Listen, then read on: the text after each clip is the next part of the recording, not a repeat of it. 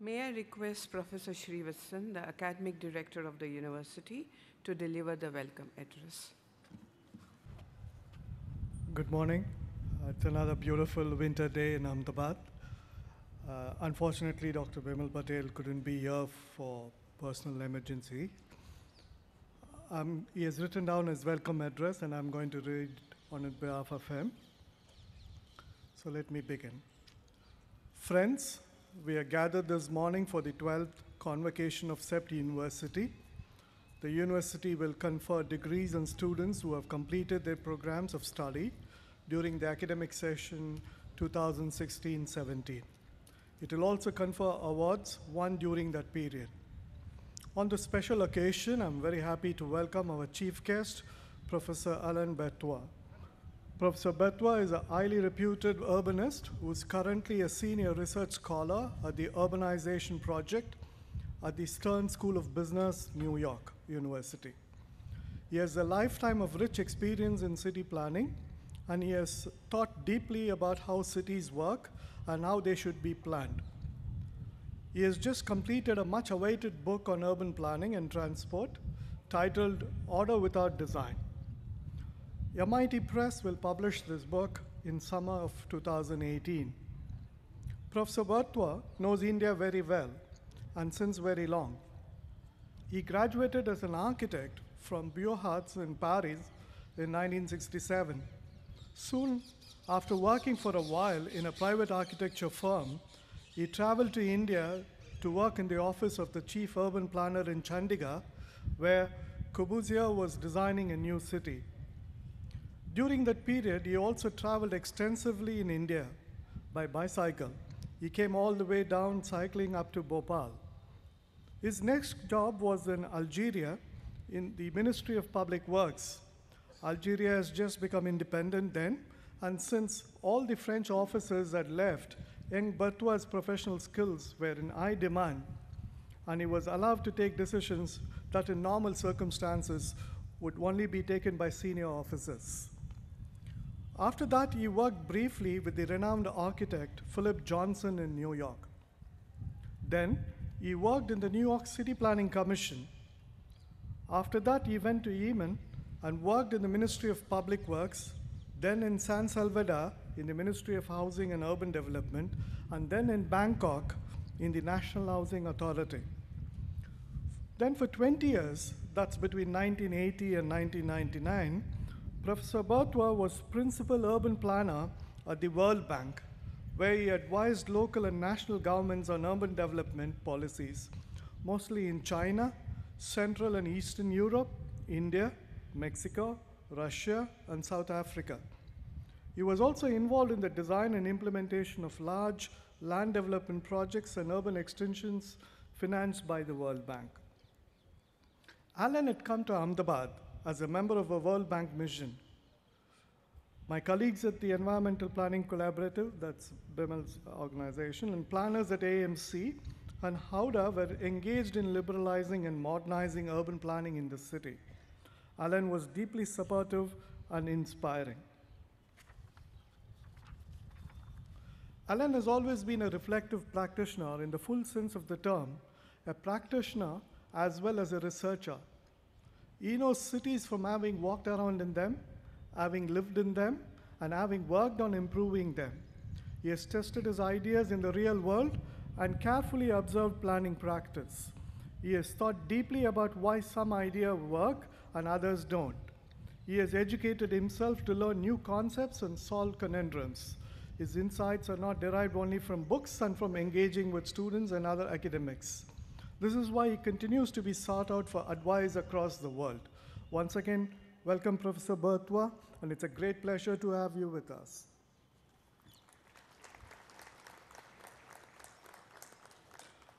It's also my pleasure to welcome Sri Karthikeya Sarabhai.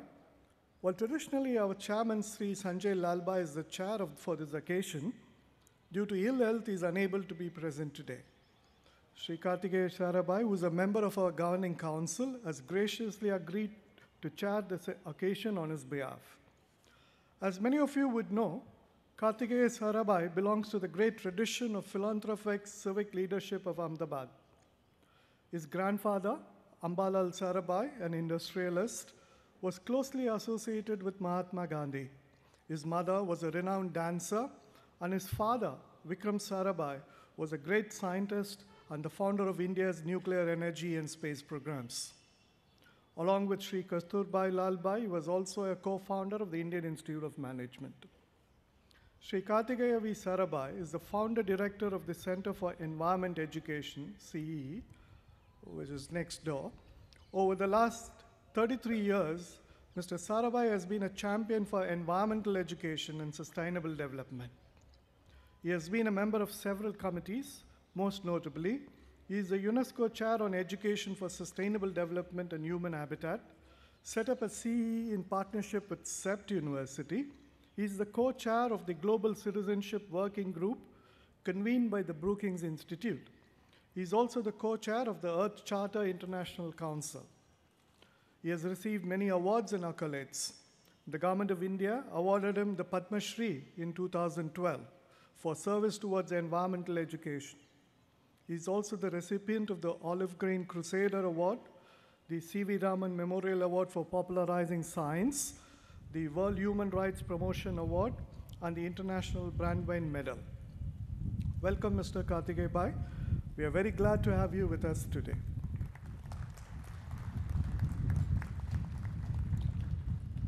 Now let me tell you something about CEPT University. I begin by saying something that you already know. CEPT University continues to be one of the finest institutions focused on architecture, planning, design, construction, and management of habitats. It has the most talented students, very experienced and dedicated teachers, a highly committed and hardworking administration, a lovely campus, and many cherished traditions and a bright future.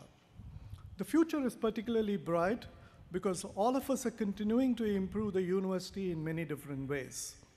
I'm not going to list all the improvements that you can expect to see. If I did, that would take a very long time. I would like to tell you about a few of the most important improvements.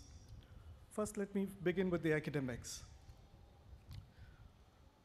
Studios. Studios are key to design education, and CEPT has always emphasized studio-based learning. Last semester, we reviewed studio education in the undergraduate design programs in CEPT, in architecture, interior design, and urban design, and decided upon a number of improvements. These improvements have been first implemented in the second and third years. Studios now constituted a much larger portion of the curriculum. They're also smaller, 12 to 15 students with 1 or 2 faculty members. This structure helps emphasize mentorship and coaching by studio tutors. Soon, the same will be true for the 4th and 5th year of the UG programs. The foundation program. In July last year, we also started reviewing and revamping the foundation programs in 3 undergraduate design programs. Each of them took a slightly different approach. Recently, a specially constituted board of review reviewed all these programs. After the review, the board has recommended that the 3 programs be merged into a consolidated foundation program, which combines the strength of each of these programs. We are hoping to implement this starting July. Teaching and Learning Center.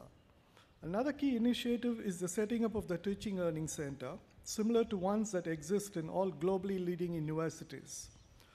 The Teaching Learning Center at CEPT will primarily look at 3 things. 1, facilitate preparation for studio units and courses and oversee the registration and so on. 2, support newer faculty members to get ready for teaching. 3, set benchmarks and assess new pedagogic initiatives against the stated objectives to ensure continual ratcheting up of academic standards. 4th point that I want to mention here is the integrated master's program. In new programs, we are considering the introduction of integrated master's programs from academic year 2019. This will allow students to complete UG and program in 6 years with a 1-year period of internship in the 4th year. Details of these programs are being worked out and will be announced soon. transport management. This year, we will be starting a new PG program in transportation management. This will be a first-of-its-kind program for in-service professionals engaged in urban transport sector. The program is currently being developed by our Center for Excellence in Urban Transport, and it will be hosted in the Faculty of Management. Master's programs. Over the coming year or two, we'll also be restructuring the present MArch program into 3 separate programs focused on architectural design, conservation, and history and theory of architecture. Similarly, the M-Plan programs will be restructured into 4 streams: urban planning, urban transport, urban housing, and urban infrastructure. Scholarships. As you know, at CEPT, we strive to ensure that meritorious students are able to afford an education regardless of their financial standing. This year, we have budgeted rupees 5 crores towards student financial aid. This is not enough. Alongside our budgetary allocation, our Student Scholarship Fund provides its additional resources to ensure this. I'm very thankful to Messrs. PSP Projects and Amaya Properties for their notable contribution to the Student Scholarship Fund last year. I hope many more individuals and corporate donors will consider contributing to this fund. Now I'll move on to infrastructure. As many of you know already, we completed 2 major buildings last year: the Leelavati Lalbai Library just behind us and the recently inaugurated CEPT workshop buildings. These facilities has given us 4,000 square meters of new space and freed up 1,350 square meters of existing space, which is now put to other academic uses.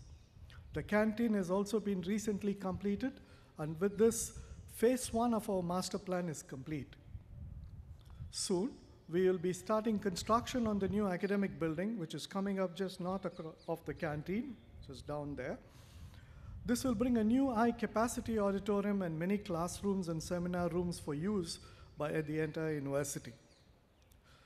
We have just received confirmation from our Board of Management to commence design of the new Faculty of Technology building, which will be located to the east of the present FT building, just diagonally behind us. This will be named facility, supported through a contribution of rupees 6 crores from Symphony. We are thankful to Mr. Achal Bakeri and the Bakeri family for their continued support of the CEPT University. The Faculty of Architecture building is in need of significant structural repairs and improvements. The study has been completed, and we are commencing the repair work starting this summer. It will be done in 2 phases between this year and next year. We welcome contributions from alumni to support the effort of conserving this architectural masterpiece. CEPT campus has a long history and comprises buildings that have undisputably strong heritage value and some that merit a deeper review. Hence, we have initiated an assessment of the heritage value of various buildings and other aspects of the CEPT campus. Dr. Jigna Desai, member of the Faculty of Architecture, head of the UG programs, and also the area chair of conservation, will lead this. Dr. Desai is also a member of the technical committee of ICOMOS, which is International Council on Monuments and Sites. I'll move on to continuing education and for professionals. As India continues to move forward on the path of urbanization, many professionals will need continuing education to address emerging challenges. CEPT has already been successfully conducting many education programs for professionals. More recently, we have set up the Center for Professional Development to consolidate our efforts providing high-quality continuing education programs. Last week, we kicked off a program for providing specialized training to professionals from 100 cities across India. These professionals will be trained to better manage peripheral expansion and in-city redevelopment of cities.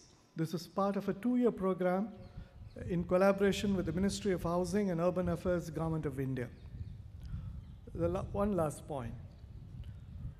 Very soon, you're all going to be newly minted alums of the university.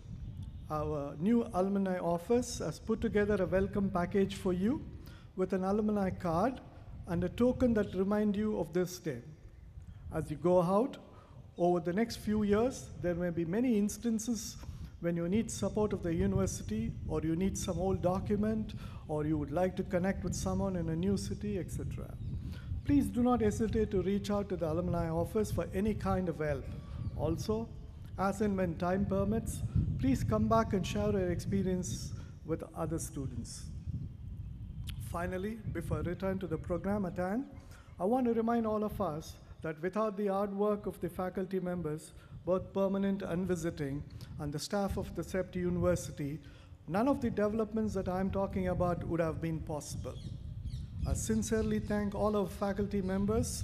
I'm sure that all the students also want to. A round of applause is in order.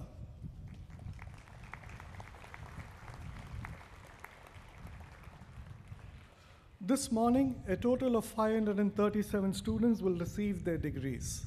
Many awards will be conferred.